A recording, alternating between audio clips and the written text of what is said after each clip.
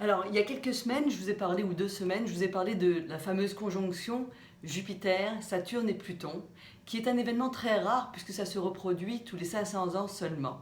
Aujourd'hui, j'aimerais revenir sur cette conjonction puisque tout ça va se retrouver en Capricorne dans les quelques jours à venir et que déjà vous pouvez certainement sentir l'énergie forte de cette conjonction. Alors pour petit rappel et pour ceux qui sont intéressés par l'histoire, je vous invite à aller voir l'histoire de Martin Luther il y a 500 ans, c'est très intéressant à regarder. Pour en revenir à nous, vous le savez que la chirologie védique, c'est la lecture des lignes de main associée à l'astrologie, c'est pour ça que je vous parle également d'astrologie.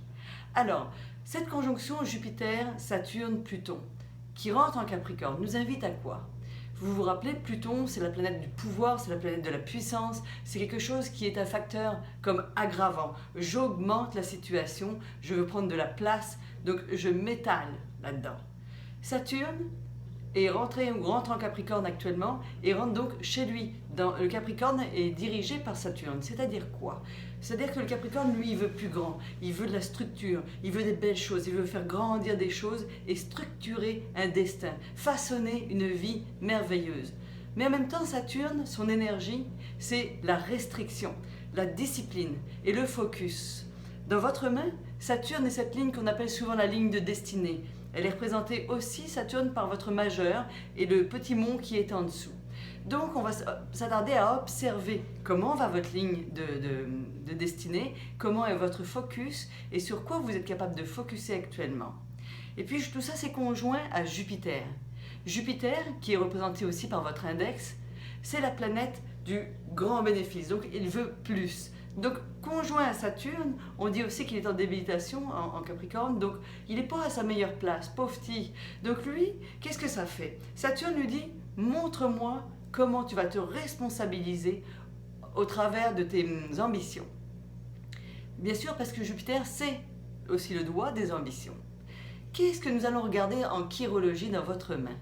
Eh bien, on va s'assurer que sous votre Jupiter, donc votre index, on a ce qu'on appelle des signes de sagesse, comme une croix, comme une étoile, comme un demi-cercle, etc. Pourquoi ? Parce que ces signes-là m'indiquent votre côté altruiste, ce que vous développez dans vos ambitions. Est-ce que vos ambitions sont uniquement pour servir votre ego ? Ou est-ce que vos ambitions sont au service de votre croissance spirituelle, de la croissance que vous avez au travers du monde en tant qu'âme ? Alors, actuellement, je suis certaine que beaucoup d'entre vous sont brassés. Quand je dis brassés, pour des amis qui sont plus de France, c'est-à-dire qu'ils sont secoués par les événements. On est bousculés dans notre quotidien. Pourquoi ? Tout simplement parce que cette énergie puissante passe dans notre corps comme un bulldozer passerait sur notre ego. Et je crois intimement, par expérience et par ce que je vois de ma clientèle actuellement, que la meilleure façon de passer au travers de cette période, c'est de dire adieu à l'ego. De dire quelles sont mes valeurs, les valeurs que je veux servir, qui sont plus grandes, plus hautes que moi, les aspirations auxquelles mon âme veut se soumettre et non pas les aspirations sur lesquelles mon ego veut s'interroger et quelque part rester. Alors si aujourd'hui vous êtes dans la résistance, eh bien qu'est-ce qui va se passer ? Vous allez passer un mauvais quart d'heure, c'est-à-dire que vous allez vous sentir mal. Je sais que ce n'est pas si facile à faire que ça. Voici ce que je vous propose comme exercice pour vous aider à traverser ça.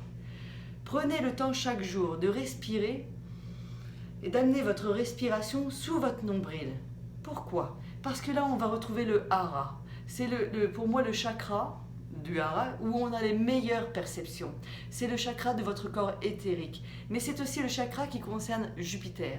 En vous plaçant ici, dans votre respiration, et dans votre attention, vous allez aller percevoir réellement ce que vous êtes venu faire ici, ce pourquoi vous êtes ici. Et vous allez voir qu'il est beaucoup plus facile dans cette façon-là de se libérer de tout ce qui nous gêne sur notre route, ici et maintenant. La clé, c'est de ne pas résister.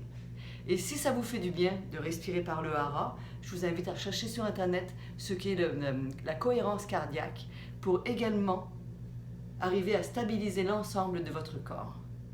Je vous souhaite une belle semaine.